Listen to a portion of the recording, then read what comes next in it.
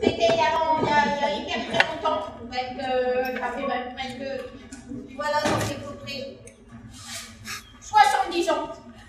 C'est des 70. Oui. Alors 2017 moins 70, ça fait combien en bas? Oh, 1947. Oh, c'est vieux. Vous n'imaginez pas ce qui s'est passé en 1947. Vous étiez né ou déjà ou pas, non? Vous étiez pas né. Eh ben nous non. Ah, moi non. Ah ouais. Ah, oui. Et par contre, comment dire, on a entendu dire que ici, hein, Ouais. en 1947, au mois de septembre. Ouais. Eh bien, ça se passait pas si bien que maintenant. Ça, je peux le dire. C'était les jours de la rentrée. Ouais. Et ça se bousculait pas au portillon, hein. Eh, ils étaient 4. Ouais, ils étaient que 4. Ils étaient pas comme vous maintenant, tout ça. C'était pas... Ouh là là. Eh ben, ils ont... Ben, je peux te dire que c'était difficile pour eux, hein. C'est pas rigolo. Alors, 4, je veux dire, c'est pour une famille, c'est pas mal. Mais pour une meufeur, c'est pas beaucoup. Hein? Eh ben, t'es triste. Alors, on va vous laisser découvrir ce début d'histoire qui, somme toute, je veux dire, c'était un point de départ pas évident. Hein. Non, eh ben, il va vous raconter. Et ça, c'est eux qui c'est pas nous. Allez, ça y est, c'est là où?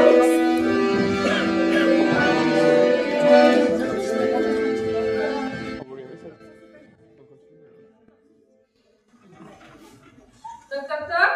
Après. Bonjour madame la directrice. Toc toc toc. Bonjour madame la directrice. Madame la directrice.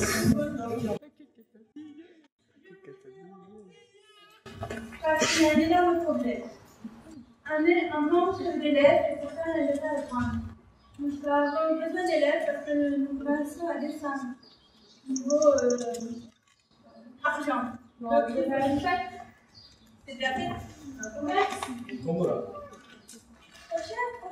Un voyage. Peut-être de nouvelles formations.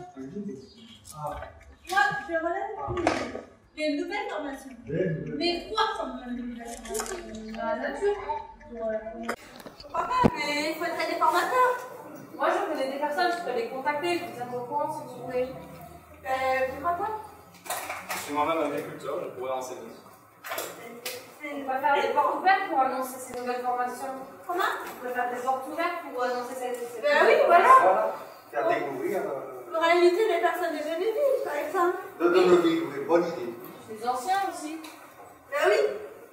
Mais vous savez quoi? Nous allons faire ça. Nous allons trouver des nouvelles formations. Nous allons faire de nouveaux métiers. Et on va s'occuper de ça maintenant. C'est très bien. Motivé? Oui. Voilà, on y Allez! On y va.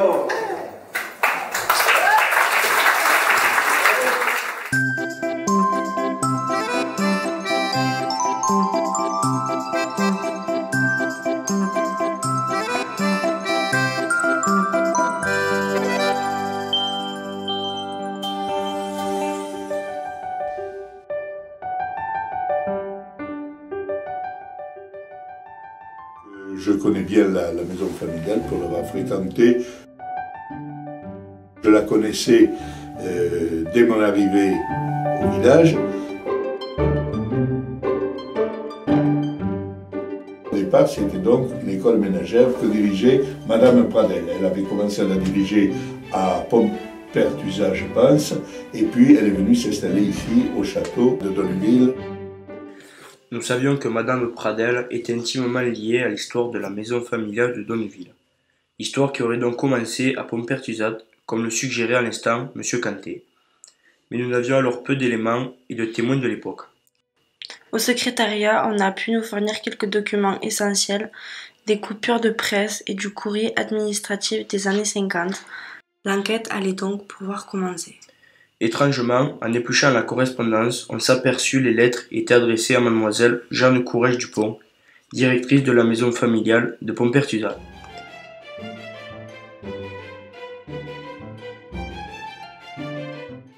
Elle fut d'ailleurs nommée chevalier du mérite agricole en 1951.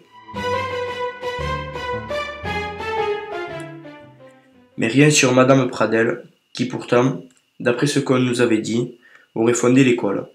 Si nous avions une référence à Monsieur Pradel, maire de Gourin. L'énigme restait entière. Quels étaient les liens entre la directrice de l'époque, mademoiselle Courrèges-Dupont, Madame Pradel et Monsieur Pradel? Couple, frère ou sœur? La réponse nous est venue en faisant une recherche internet.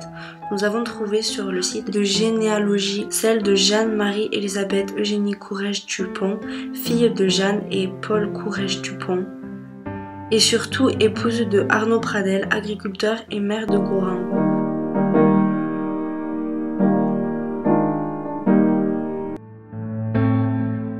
La boucle était bouclée. Mademoiselle Courrèges-Dupont et Madame Pradel ne sont qu'une seule et même personne. Le secrétariat nous mit entre les mains un précieux carnet noir sur lequel il y avait remis la main entre-temps. Celui-ci est en quelque sorte un compte-rendu des événements marquants de la maison familiale depuis sa création. Vraisemblablement tenu par Madame Pradel, enfin, à l'époque, c'était encore Mademoiselle Courrèges-Dupont. Dans le carnet, il y avait aussi des photos qui nous permirent de pouvoir enfin mettre un visage sur cette fameuse grande dame.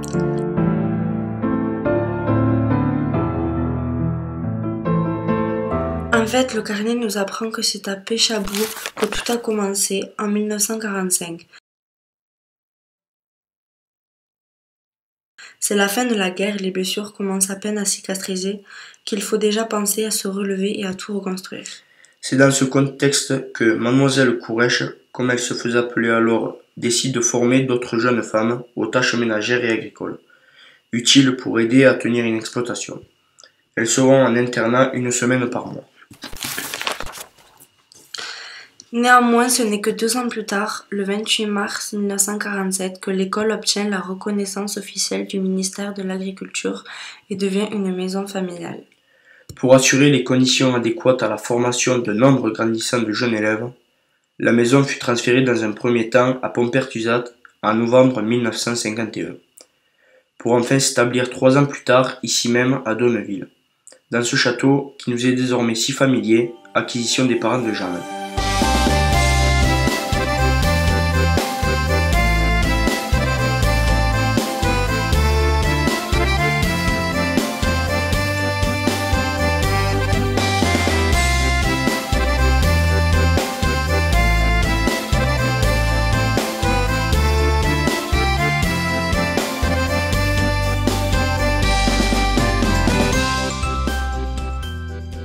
Désormais, les jeunes internes, de plus en plus nombreuses, ont de bonnes conditions pour apprendre, même si à l'époque tout se faisait dans le château.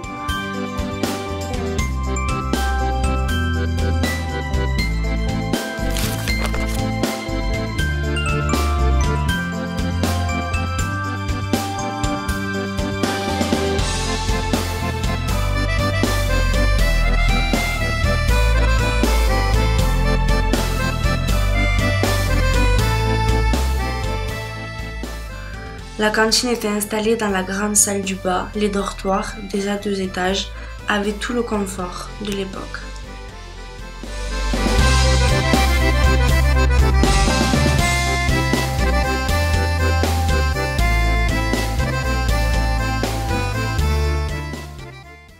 Dix années sont déjà passées. Quand Vous savez qu'un ministre est venu, le ministre de l'Agriculture de l'époque.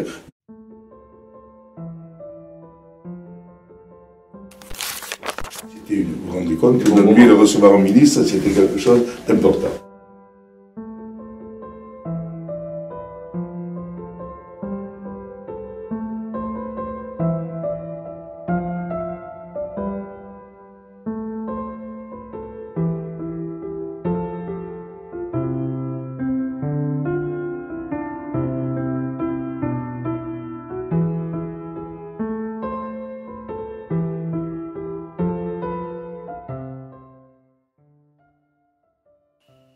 Quelques mois plus tard, après la visite du ministre de l'Agriculture, Jeanne Courrèges reçut officiellement la médaille du mérite agricole.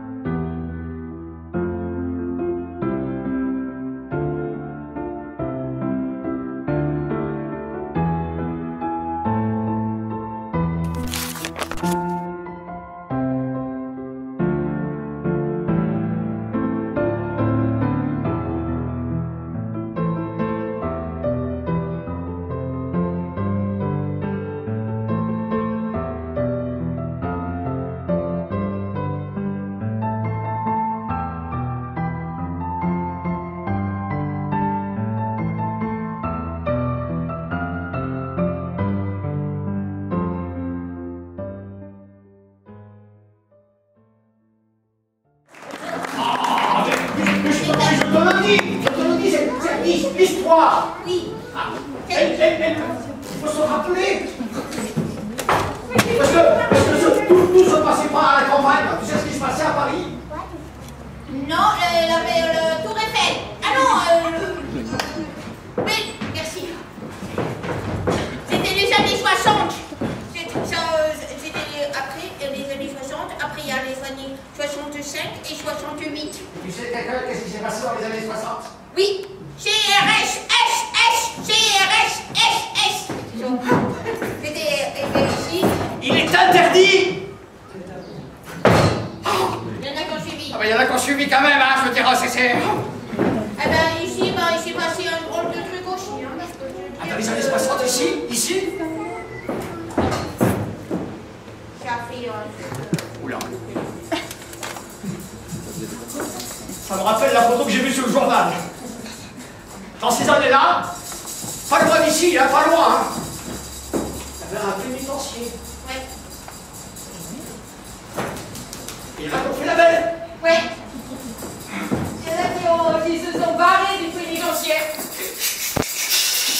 On va vous laisser découvrir. Attention, les enfants, protégez-les. Ça peut être dangereux. Oula. Ça peut être dangereux. Oui, ça peut être dangereux.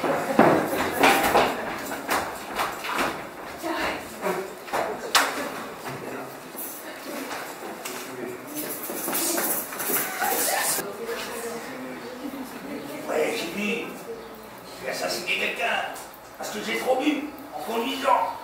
Tu veux pas arrêter de pleurer un peu? Pourquoi t'es là, toi, là? Pourquoi je suis là? Ouais, pourquoi t'es là? Il fait un enfant, il est rentré. Tu manges les enfants? Ah ouais, je mange les enfants. Laissez-nous sortir!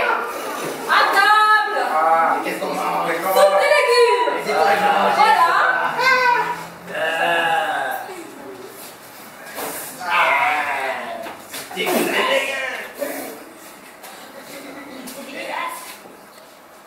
Laissez-nous sortir! Oui.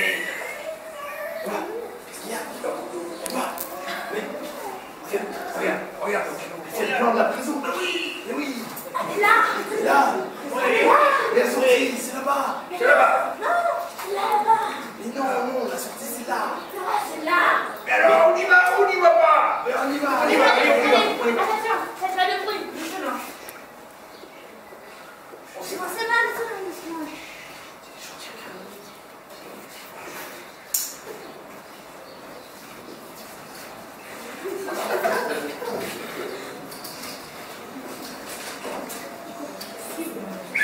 Les prisonniers s'échappent! Venez!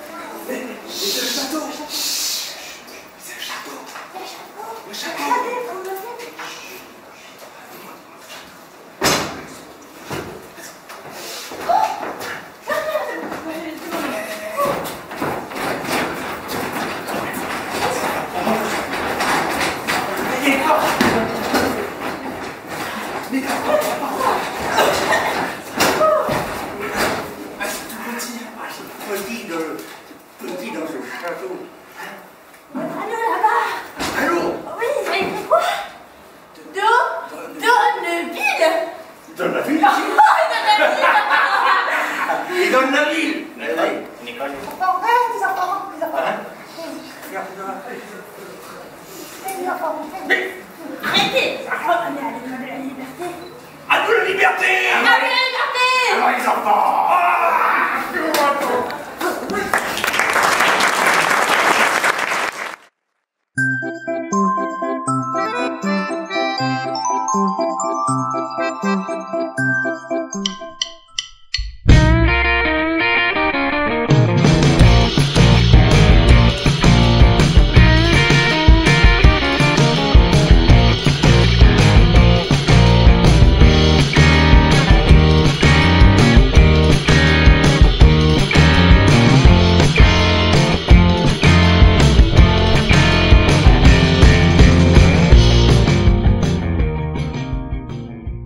C'est paisiblement que la vie poursuit son cours au château pendant les années 60. Le son des yéyés fait son apparition tandis que les jeunes élèves continuent à se former à leurs futures tâches. Certaines participeront même au concours national des jeunes fermières de 1963. Bonjour Monsieur Cadet, merci d'avoir accepté notre invitation. Je suis originaire de Haïti. J'ai quitté ce pays dans les années 1968 et arrivé à Paris le 14 mai 68.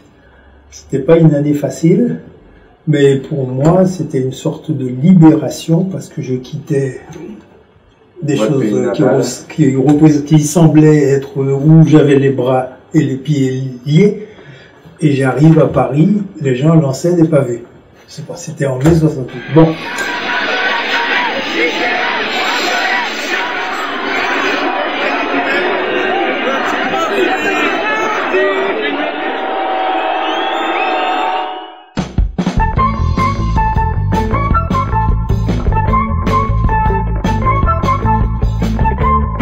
Familiale, j'y passais devant tous les jours, mais disons que nous n'avions pas de rapport avec la directrice de l'époque, Madame Pradel, même pas quand M. Bernard Pons est venu à la maison familiale, puisque la maison familiale recevait des subsides du ministère de l'Agriculture.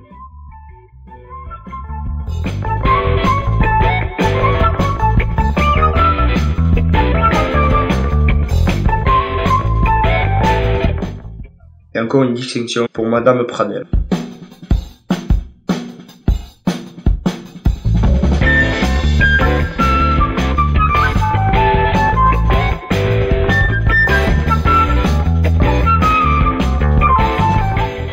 Bonjour Monsieur Floutard, merci d'avoir accepté notre interview pour les 70 ans de la MFR. Alors je m'appelle Jean-Claude Floutard, effectivement. Je suis marié, actuellement je suis à la retraite. En 1974, on m'a demandé de créer une maison familiale à Brens. Puis de 78 à 81, je suis venu à Donneville. Et j'y suis venu à mi-temps.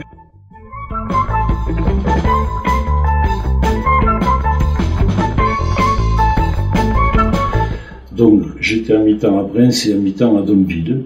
J'ai assuré pendant donc cette période à la fois la direction et puis toutes les petites choses annexes de la maison. J'ai fait des veillées, je mangeais avec les élèves, enfin tout ce qu'on faisait à l'époque avec les maisons familiales.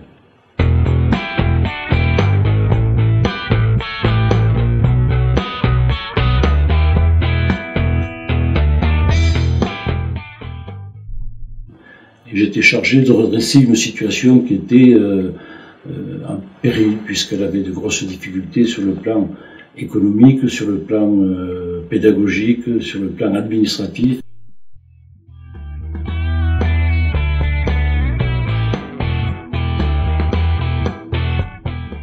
Et pendant la période que vous étiez à l'MFR, il y avait quoi comme formation qui existait et les formations qui allaient se créer Alors, les formations de l'époque, c'était un BEP sanitaire et social. Il y avait également un CAPA, un CAP. Et pour les garçons, il y avait un BEP de mécanique, de machinisme agricole précisément.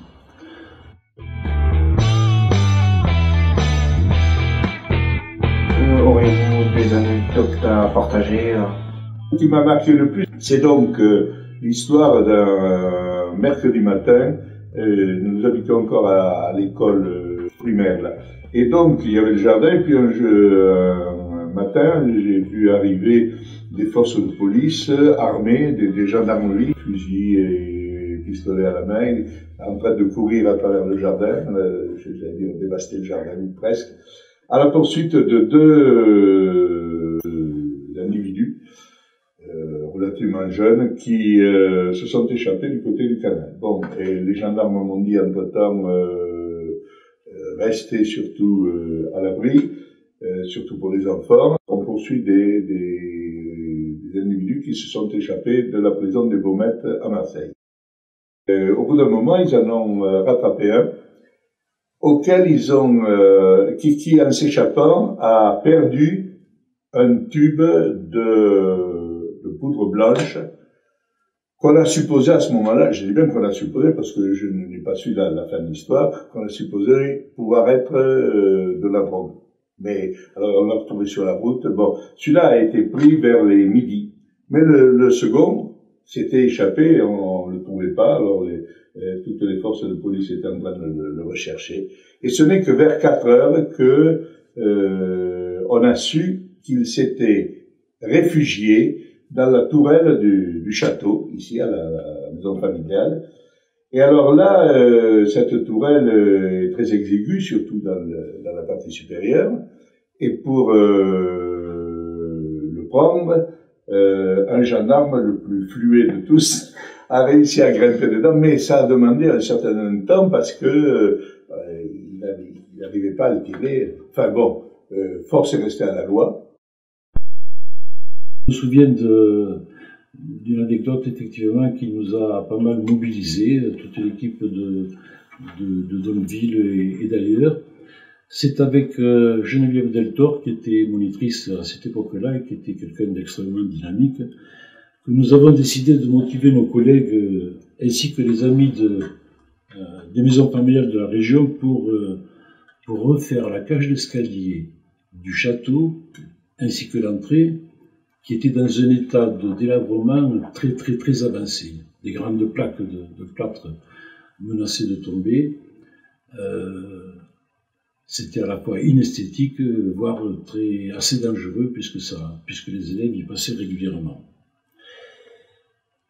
C'était un gros chantier. Il fallait décrépir, gratter, reboucher, enlever les gravats, taper, nettoyer.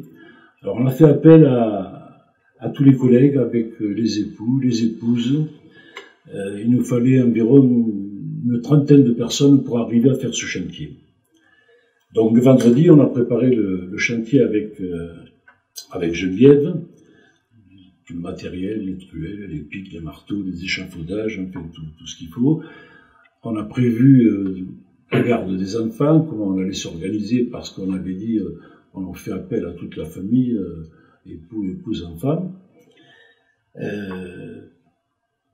Dans l'équipe, il y avait une monitrice qui s'appelait Nicole Barthes, qui a été frappée de stupeur parce que elle avait un ami qui était architecte et qui lui avait dit, pour faire ce travail-là, dans ces locaux qu'il connaissait, il y a au moins 10 jours de travail par un professionnel et un coût de 50 000 francs. À l'époque, on était dans les francs, ce qui correspond à 9 000 € actuellement. Or, à l'époque, le conseil régional ne subventionnait pas les maisons familiales, nous n'avions aucun moyen. J'étais venu parce qu'il y avait des difficultés économiques, donc il était hors de question de trouver de l'argent pour faire ces travaux. Donc le samedi, tout le monde à qui on avait fait appel était au rendez-vous. On s'est retrouvé une trentaine de personnes. Super ambiance, on a tapé, gratté, peint, nettoyé. On a mangé aussi, il a fallu prévoir de nourrir tout ce petit monde, dormi, puisque des gens aussi dormaient sur place. Et en fait, le lundi, tout était terminé, propre. Et je ne vous dis pas à quel point nous étions fiers de voir l'intérêt de nos élèves le lundi matin quand ils sont arrivés, puisqu'en un week-end, on avait réussi à faire le travail qu'un architecte nous avait promis de faire en 10 jours, avec un professionnel. D'ailleurs, l'archi n'a pas voulu croire qu'on y était arrivé, il a fallu qu'il vienne sur place se rendre compte de la réalisation des travaux, il ne voulait pas le croire.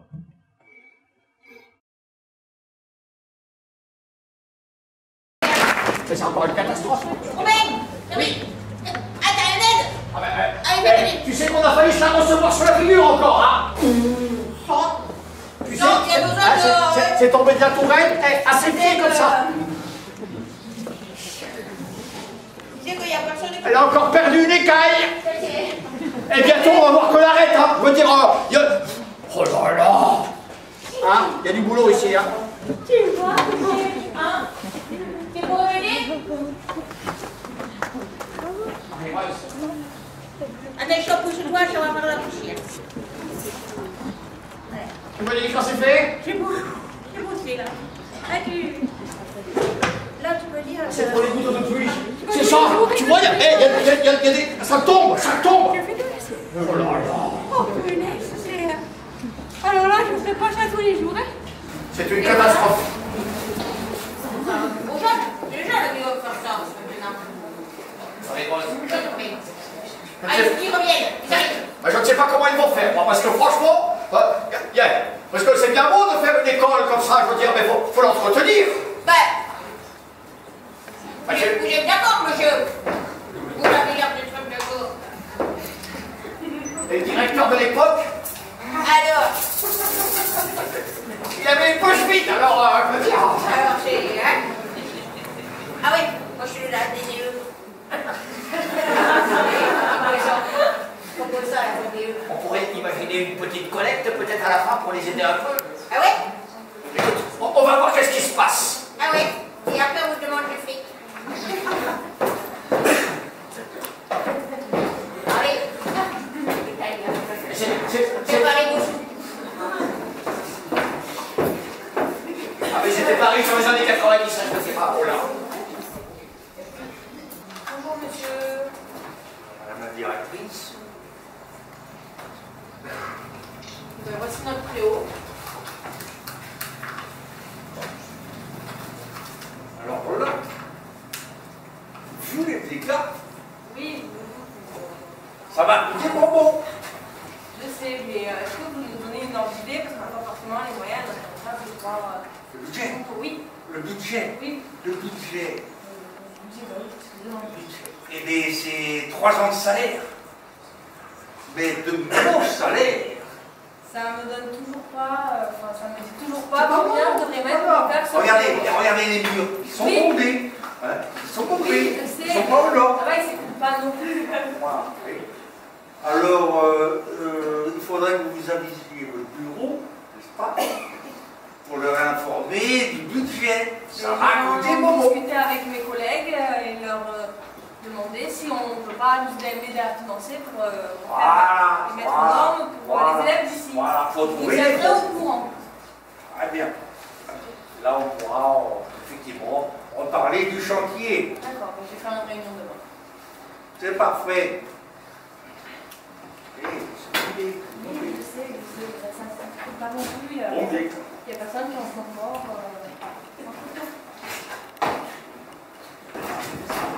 Bonjour madame la directrice. Bonjour. Bonjour. Bonjour madame la directrice. Bonjour. Bonjour. Alors, vous découvrez à cette réunion. Comme vous savez, j'ai eu un rendez-vous avec l'architecte pour refaire le préau. Ah oui, oui. Et nous n'avons pas les moyens de financer des travaux. Je voulais savoir si vous pouvez nous aider à mettre des sous de côté ou si vous avez des idées pour refaire ce préau. Ah, mais c'est difficile, hein. C'est pas Oh, moi j'ai une idée. Oui, je t'écoute. Moi, j'ai des membres de ma famille Oui. qui peuvent nous aider à rénover cet endroit pour être aux normes.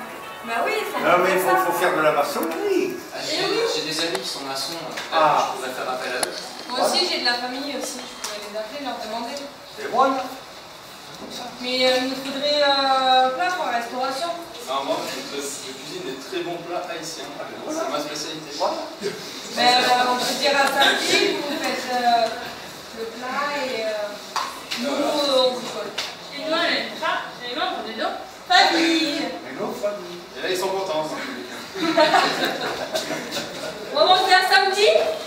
Allez, à midi. Allez.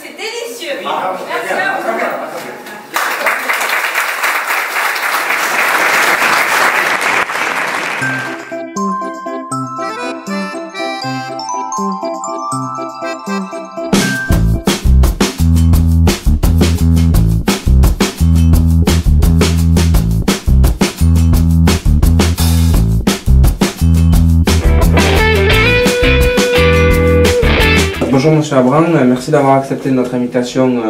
Bonjour, je suis Francis Abran et je suis là en tant qu'ancien administrateur de la maison familiale. Donc, de quelle année vous étiez présent à la MFR? Je suis arrivé en 1986. Quand je suis arrivé, j'habitais à Castagny, je travaillais dans des organisations professionnelles agricoles.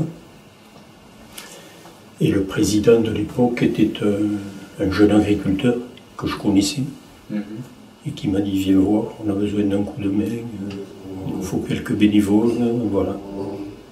25 ans après, j'étais toujours. Alors, je suis arrivé ici en 1988 et je suis reparti en 1998.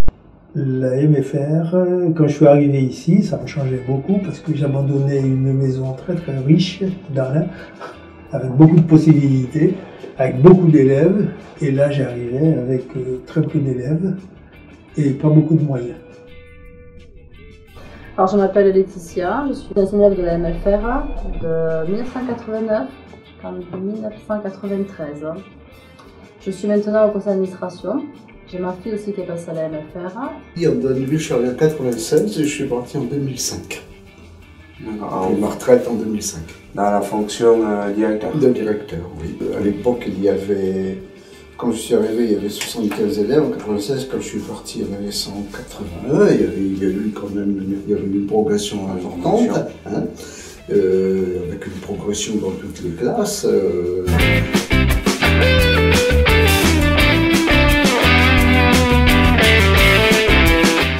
En arrivant ici, bien sûr, il y avait une formation. Quand je suis arrivé, on avait mis en place la formation CEMA. C'était conduite et entretien, machinisme agricole. Mais ça n'a pas marché. Ça a duré 3-4 ans maximum, on n'avait pas assez d'élèves.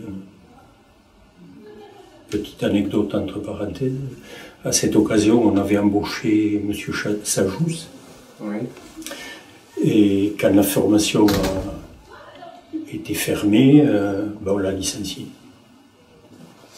Et puis il y avait une formation sociale pour les filles. Que ça. Alors moi, à mon époque, il n'y avait pas le cadet justement. Il n'y avait que le BEP, il n'y avait même pas le bac pro, il n'y avait que le BEP, c'est l'intérêt social. Il y avait l'agriculture. Et après 4e et 3e. Donc tout de suite on a compris qu'il fallait qu'effectivement on développe de nouvelles activités. Alors j'ai connu ensuite la mise en place de la formation élevage canin avec M. Cadet qui a été le porteur de ce projet.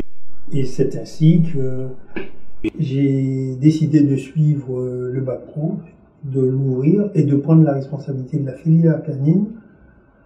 Et la filière canine, c'était très compliqué parce qu'il fallait créer des liens avec les maîtres de stage, créer des liens avec les structures de la Société Centrale Canine, la Société Canine de Haute-Garonne, la Société francophone de cynotechnie avec le professeur Keignac. Et c'est ce qui nous a valu d'être un pilier dans le monde de la formation en élevage canin. Et quand j'ai eu la réponse positive du ministère de l'Agriculture... Et on a rembauché Patrick Sajous. Et je lui ai dit, tu rappliques tout de suite. Pour conduire à la formation élevage canin. Ici. Alors, si vous voulez que je vous parle un petit peu de Patrick Sajous, il faut savoir qu'il est le premier à avoir été en formation professionnelle dans une école vétérinaire. Et pour arriver à trouver un moyen de le faire financer, eh bien, je me rappelle tout simplement, j'ai été à la NPE et j'ai dit, bon, mais écoutez, il va falloir que vous nous proposiez quelque chose. Je vous demande la possibilité de faire rentrer ce jeune homme en formation. On a trouvé le lieu, on a trouvé le maître de stage. Maintenant, il ne reste que vous à nous donner l'autorisation de faire qu'il soit en formation. Oui, mais on ne peut pas s'occuper de quelqu'un qui a déjà des diplômes, on n'est pas là pour ça. Mais j'ai dit, mais Il est au chômage et au bout il a un emploi. Il a appelé un directeur, on a discuté, puis ça y est, je suis revenu avec son contrat pour qu'il rentre à l'école vétérinaire. Et qu'il a appris dans les bureaux du professeur Keinec à faire son métier de formateur canin. Parce que le professeur Keinec était le plus grand cynotechnicien de France. D'accord. Voilà. À l'époque, en 87, j'avais le 4e, le 3e, et puis les BEP service à la personne, ça s'appelait comme ça, BEPA, service à la personne, et puis les canins. D'accord. Canins, et puis canins auxquels se sont ajoutés quelques années plus tard, l'option félin aussi, hein, c'est tout ça. Ça a toujours évolué, ces formations.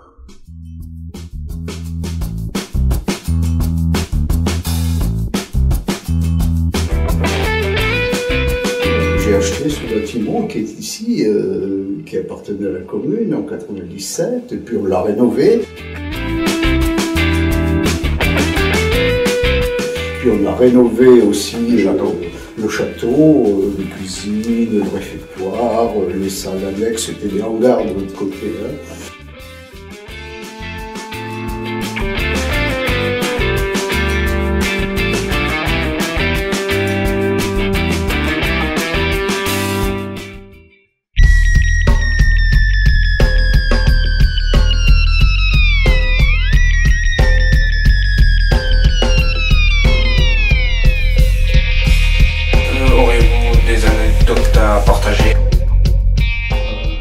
Mise sous tutelle de la maison familiale. C'est-à-dire qu'il y a eu une époque difficile, il y avait peu d'élèves, on était à 30, 40, 50 élèves les bonnes années, quoi. Donc avec des difficultés pour survivre financièrement. Et on avait été mis sous tutelle par la fédération régionale de maison familiale. Bon, c'est pas une sanction, c'est une aide pour passer une période difficile. Et on avait été suivi par le président de la maison familiale de Cologne, dans le Gers. Bon, ça l'est sorti. Ensuite, j'ai été directeur de la maison familiale de Cologne. D'accord. Et que là, j'ai connu la même situation, financièrement très difficile. Et c'est le président de la maison de Donneville qui assurait la tutelle de Cologne. Alors, ce qui fait que voilà, ça a fait un croisé. Des aides. Je trouve que c'est une belle anecdote pour montrer que la maison familiale, déjà, il y a de la solidarité, de l'entraide. Je reviens à ces travaux qu'on a fait sur les toitures, ici, là, pour les annexes. On n'avait pas d'argent et il fallait faire les travaux. Et puis j'ai regardé dans les dossiers, il y avait le père d'une de nos élèves qui était couvreur. Et j'étais le voir, je lui ai dit, on n'a pas d'argent. Je commence par lui dire ça, parce que comme ça il est sûr que j'ai rien à lui donner. Est-ce que vous pouvez nous aider à sauver ces bâtiments? Et il est venu, il a regardé, il a dit, bon, je peux vous accorder une bonne journée pour essayer de remettre cette toiture en place. Mais il me faut une vingtaine de personnes autour.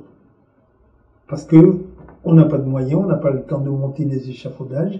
Donc il faut qu'on fasse une chaîne humaine pour découvrir rapidement la toiture. Et nous, pendant ce temps-là, avec mes 2 ouvriers, on va doubler les pannes. Et il faut que dans l'après-midi, on recouvre tout ça. Quand on a fini en 1 heure de temps de descendre les tuiles, il y a une équipe qui s'est mise tout de suite à nettoyer. Tout le monde est venu avec leurs outils, ils ont nettoyé les tuiles. On n'avait pas d'argent pour acheter des produits pour traiter la mousse. Et bien, on a acheté du pétrole, on a traité ça rapidement. Et c'était l'heure de manger. Et effectivement, j'avais fait à manger et j'ai préparé un plat originaire de mon pays.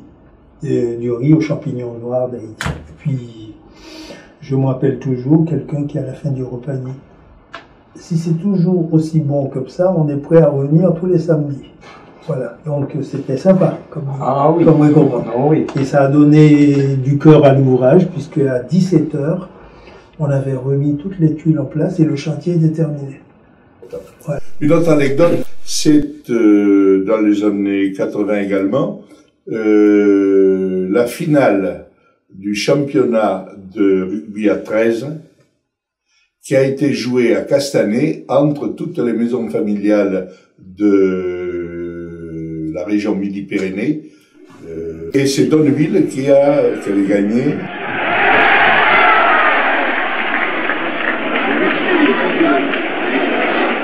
Et puis on en a aussi, mais en football. Bon, c'était les parties de foot. Ah si, on avait fait un voyage d'études du côté de... sous le bassin d'Arcachon. Ah, et je me rappelle toujours avec Patrick, qui aimait beaucoup le foot. On avait demandé à ce que le club du village nous reçoive et qu'on fasse une partie de foot. Je me rappelle toujours avec Patrick. Il jouait, moi aussi je jouais parce que l'équipe, on avait des bras cassés complètement, des gens qui avaient que des pieds gauches dans l'équipe, donc pas moyen de gagner. Eh bien, le match commence, je prends une balle, je glisse à Patrick qui fonce, il marque un but. Eh bien, on a perdu le match 13-1, parce qu'après on a pris 13 pions. Voilà.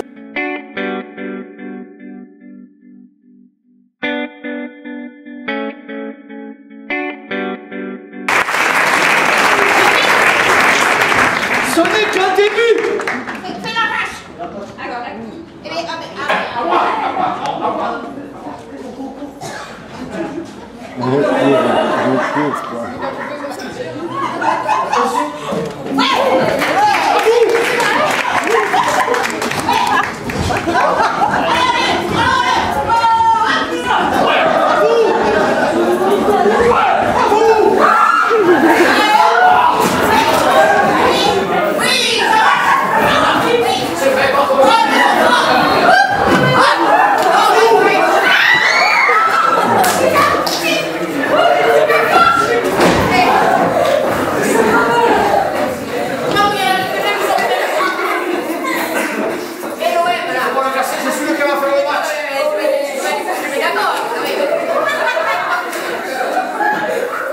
Merci beaucoup. C'est pas fini. C'est pas fini. Le concours va arriver. On compte sur les supporters.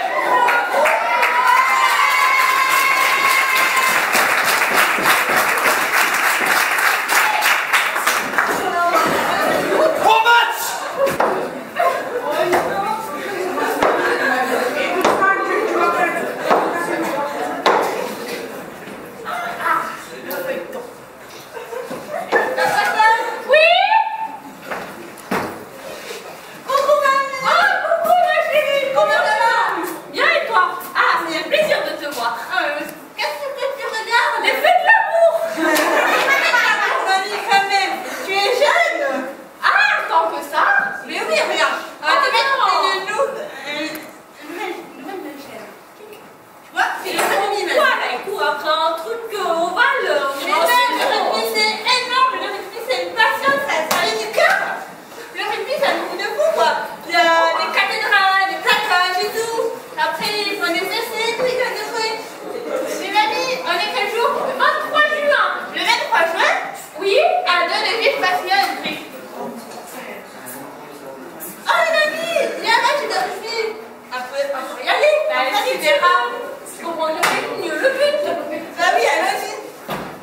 C'est un temps magnifique aujourd'hui à Donneville, c'est idéal pour la coupe régionale de rugby inter-MFR. Merci de nous regarder sur France 2.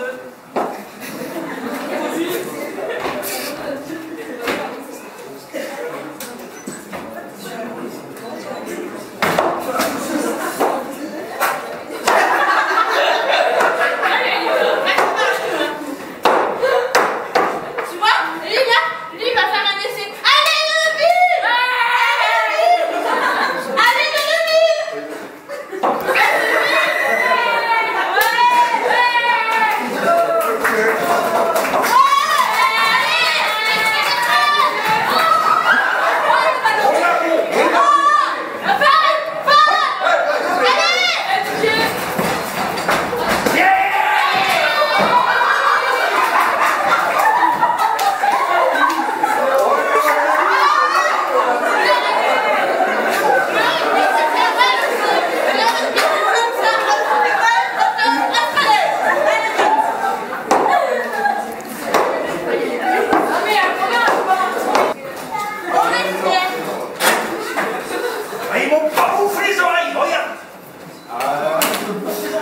Dominique. Ah, tu aurais dû faire une cathédrale. Ah, ce qui est venu là, tu aurais dû faire. Ah, ouais, mais la chandelle, il faut la faire, la chandelle. Oui, mais s'il y a des gens pour prendre le ballon, on peut pas faire la chandelle. Et si au moment où tu te fais la sonnette, tu chopes pas le ballon, tu files après tout le stress. Alors, c'est comment ça? Ils m'ont pas bouffé les oreilles. Regarde, déjà, on l'a mis cette scène. on l'a mis, on l'a mis. Ouais, la mi-temps. Allez, ça va recommencer. Allez les gars, c'est la fin de la pause, on reprend là. Ils font quoi là? Ils font l'argent en route? T'arrives, oui? Non, c'est qu'ils sont fatigués, vas-y. Faut lâcher bol. Allez,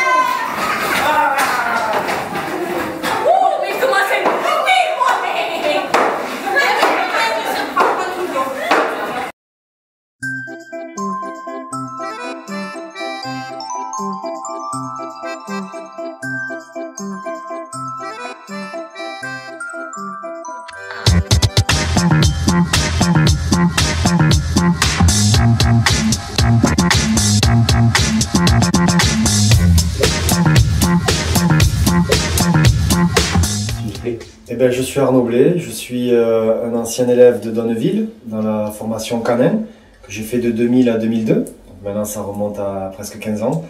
Je suis maintenant animateur surveillant de la MFR, donc rentré depuis maintenant 5 ans.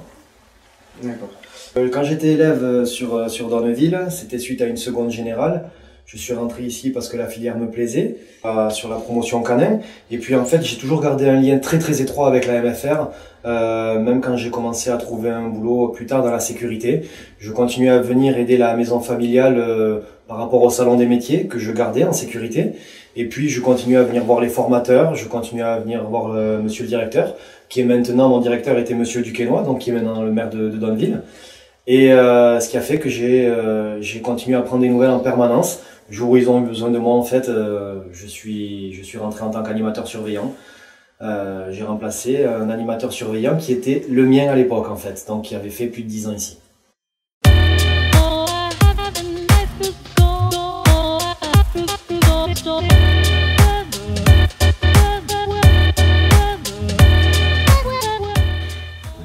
Quand vous étiez directeur, vous auriez aimé ouvrir quoi comme formation?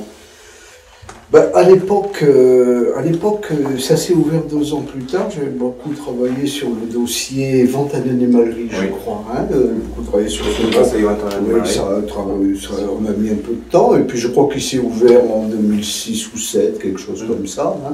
2008, un peu après le départ. C'était des négociations assez difficiles avec l'administration. Mais donc on a ouvert cette formation-là à l'époque. Récemment, le toilettage, oui, sans doute, de toute façon, tout passe et donc il faut renouveler les choses, et il faut y travailler.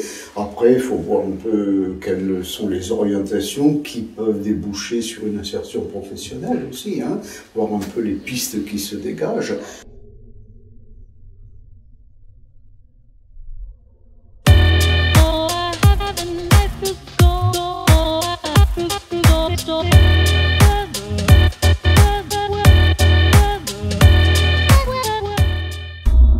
Et je crois on l'a inauguré au mois de juin. Non, début septembre. Début septembre, oui, à la début rentrée. Septembre, oui, voilà. À la rentrée. Début septembre. Oui. Voilà.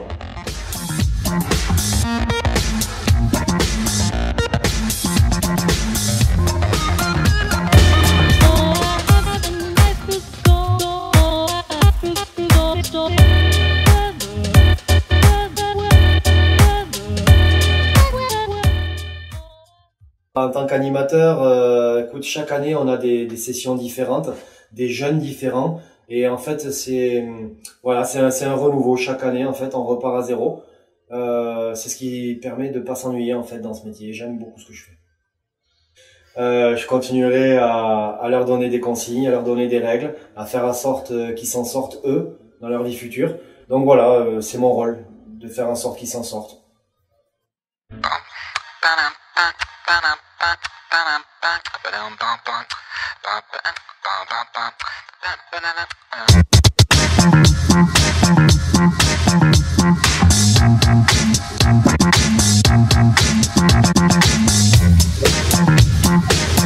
y a eu des choses très intéressantes. Je me souviens en particulier d'un musher, c'est-à-dire un conducteur de traîneau. Je ne sais pas s'il exerce toujours, de Montbral-l'Auragais, Montbral-l'Auragais est le village voisin, là, qui avait un équipage de chiens et qui avait, avec M. Sajous, monté, je pense à 2 années d'intervalle, des randonnées, je ne sais pas comment on peut appeler ça, sur la piste du canal, avec les élèves de vos anciens camarades, enfin les camarades de cette époque-là. Voilà. Et je sais que c'était spectaculaire, voir un attelage de chiens de traîneau en train de tirer un traîneau sur le chemin de halage sur la route qui borde le canal. C'était quelque chose de... Des anecdotes, il y en a plein. Sur les 2 ans que j'ai fait ici, il y a des choses que je pourrais pas raconter. Mais sinon, non, des choses qui m'ont vraiment marqué, c'est le voyage qu'on a fait avec Monsieur Sajous. C'était sur le plateau de Beille. C'était un voyage chien de traîneau. C'était des moments vraiment géniaux qui m'ont vraiment marqué. Il faut savoir que la personne qui nous avait formés là-dessus, l'animateur de chien de traîneau, de musher, finalement a eu besoin de quelqu'un pour continuer ses expéditions. Et étant donné que je m'en étais très bien sorti, il a fait appel à moi par l'intermédiaire de Monsieur Sajous en fait. À ce moment-là, j'avais déjà trouvé un boulot sur Toulouse, donc j'ai refusé sa proposition. Mais effectivement, j'aurais pu devenir musher en fait suite à mon stage ici. On a à plusieurs reprises sollicité les classes. Nous sommes partis, le club des vétérans de Donneville, qui devait regrouper une quinzaine de membres, et une classe de la maison familiale. Nous sommes allés visiter la Cité de l'Espace. Et les vétérans avaient emporté le repas et les jeunes avaient fait le dessert. Pour le repas, on nous avait donc alloué une salle et ça a été quelque chose de très sympathique. Il y a M. Sajous qui avait monté une équipe de rugby et pendant notre formation ici, pendant les 2 ans, chaque année en fait, la MFR essayait de gagner un trophée inter-MFR de la région. Et donc, tu as toutes les équipes de rugby qui s'affrontaient lors d'un tournoi au cours de l'année. Et pour la première année, c'est la MFR de Donneville qui l'a gagné. Je me souviens que Monsieur Sajous et toutes les personnes de l'encadrement, enfin, quand on nous a recrutés en tant qu'élèves, on nous recrutait par rapport à ce qu'on voulait faire dans la vie, mais aussi si on aimait le rugby. Donc, en fait, ils ont fondé une année une équipe de rugby avec des purs rugbymen. Finalement, on a gagné ce trophée qui nous a rendu très fiers, et M. Sajous aussi. Il s'est blessé plusieurs fois à l'entraînement sur nous, parce que malheureusement, on était un petit peu plus gaillard que lui. Il avait une petite moustache blonde, je sais plus si c'était les cheveux ou la moustache. Et puis voilà, il avait mis les cheveux bleus et rouges, parce que ce sont les couleurs de Donneville. Enfin, les maillots qu'on portait, c'était le bleu et le rouge. Donc voilà, en fait, tout le monde avait teint ses cheveux en bleu et rouge, et on était parti avec toute la MFR le jour de la finale. Donc un bus entier avec tous les jeunes, nous en tant que sportifs, et on avait tous les autres jeunes qui n'étaient pas allés en cours ce jour-là et qui nous supportaient dans les tribunes. C'était un moment, c'était un moment magique.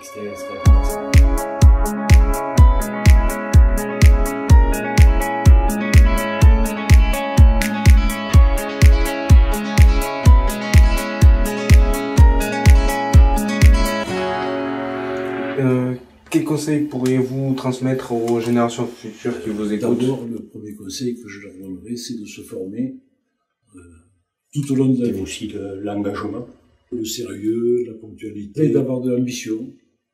Moi, je crois que c'est la persévérance. La persévérance. Et la fiabilité, tous ces éléments qui feront de vous de bons professionnels plus tard. On faisait en sorte que la majorité des élèves, ils aient envie de continuer leur formation. Puis la confiance, de se faire confiance. Tout est possible, il suffit de s'en donner les moyens. Il ne faut pas avoir peur de s'engager. Et ça, pour les élèves, je pense qu'on vous le dit régulièrement. Il fallait que les jeunes, ils aillent plus loin. Donc ceux qui pouvaient faire un BTS, ils allaient encore plus loin. Et il y en a même qui sont retournés à l'université. Vous pouvez vous investir pleinement. S'engager dans la vie de l'école, dans des projets. Voilà, c'est toujours fructueux. Ne pas se décourager lorsque vous rencontrerez des situations d'échec, et vous en rencontrerez probablement. Elles sont souvent formatrices. L'avenir, ça se construit soi-même. C'est pas quelque chose qu'on trouve, où on vous dit qu'il faut... Non, non, je crois que les jeunes que vous êtes, vous devez créer les nouveaux métiers qui vous attendent. Je vous recommande aussi, si vous en avez l'opportunité, d'aller voir à l'étranger ce qui se passe, d'aller faire des stages à l'étranger. Autre conseil, je vous conseillerais de vous ouvrir aux autres.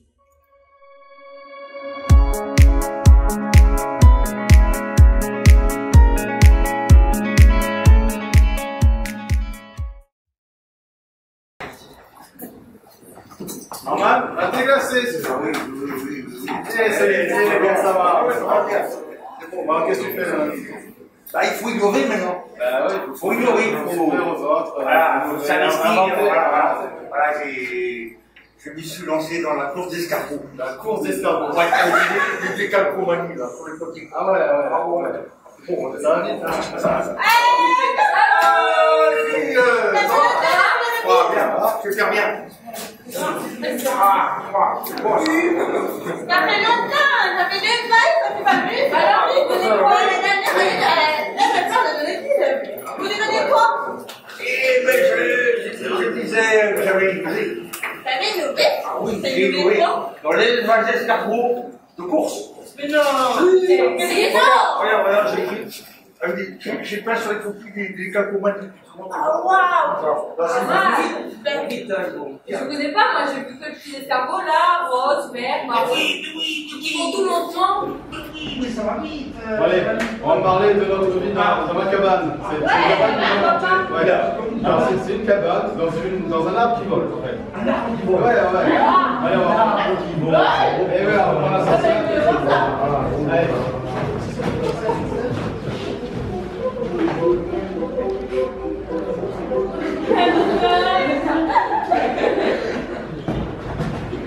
Voilà, c'est magnifique, mais on va pas tomber, ça va pas c'est gros, hein.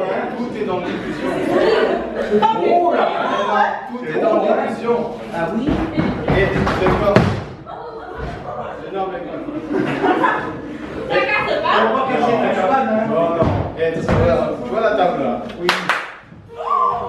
Wow, magnifique! Franchement, voilà. C'est énorme! Et toi, tu fais quoi? Non, et toi, Toi, tu fais quoi? Moi, j'ai énormément voyagé. Je me suis acheté un vaisseau 2.0 qui s'appelle Les Épargnus, qui m'a permis d'aller jusqu'à Mars. J'ai vu des créatures avec d'énormes tentacules.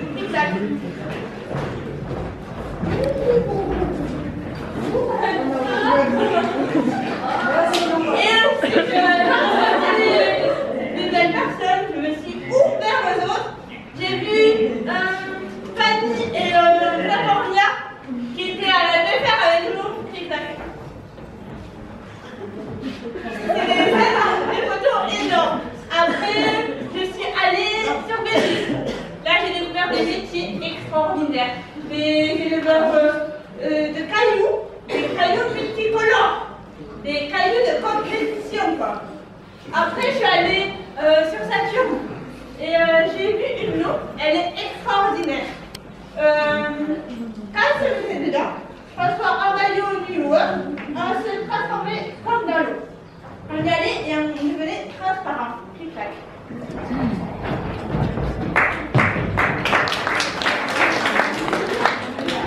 Vous avez vu mes photos, elles sont bien. Wow, magnifique, franchement, j'adore. Voilà. Et toi, tu as fait quoi? Écoutez, moi j'ai persévéré dans mon idée de créer des boissons phosphorescentes, de goûts différents. Oui, phosphorescentes. Ça vous dit de goûter? Je les ai amenés. Ah, ben oui! Ah, si! Moi, j'ai envie de goûter. Ah, j'ai au trou. À la poule. À Pikachu. Pikachu. Au Père Noël. Oh! Et il y a la disette avec. Moi, je rentrais comme ça, à la MFR. Et après, à la MFR, hein?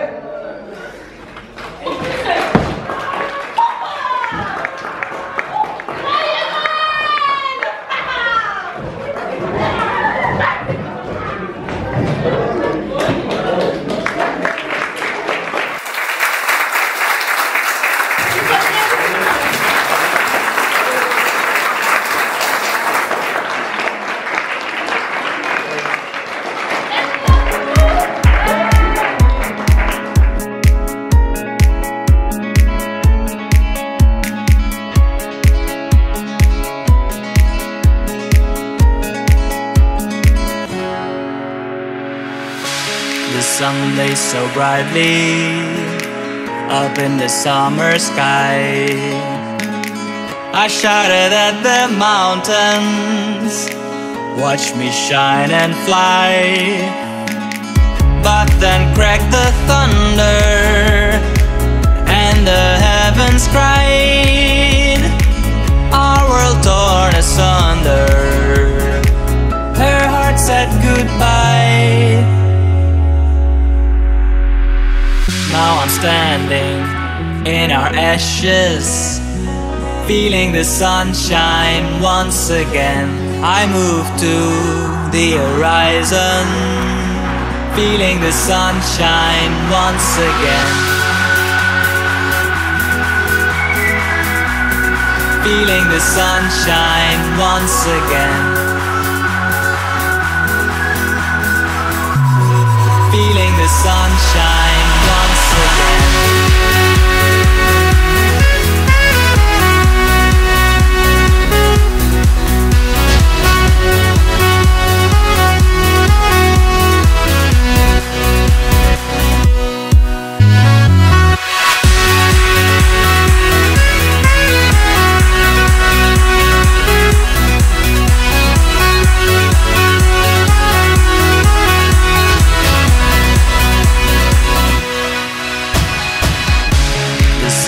So brightly up in the summer sky, I shouted at the mountains, watch me shine and fly.